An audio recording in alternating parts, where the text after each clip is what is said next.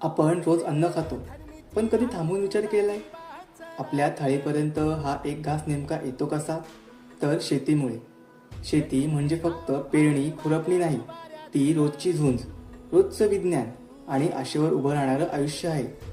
ऊस असो, भात असो किंवा संत्र्यांची बाग, प्रत्येक पिकाचं स्वतःचं गणित असतं. माती, पाणी, तापमान सगळं जुळलं तरच पीक बहरतं. आज शेती बदलते.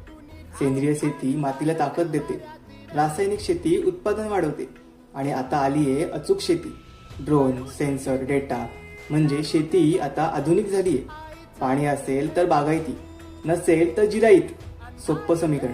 पाणी मिळालं तर पोट भरतं, नसल्यास वर्षभर काळजीच. फक्त पिकच नव्हे, दूध, मासे, लाकूड असं कितीतरी आपल्या जगण्याचा आधार शेतीच आहे. देशाची अर्थव्यवस्था, लाखो लोकांचा रोजगार, आपली थाळी, आपलं वस्त्र सगळं या मातीच्याच जोरावर उभं आहे. आणि एवढं करूनही एकच प्रश्न, या कष्टाचं योग्य मूल्य कधी मिळणार? पण तरी शेतकरी थांबत नाही, कारण त्याला माहीत आहे तो थांबला तर देश थांबेल.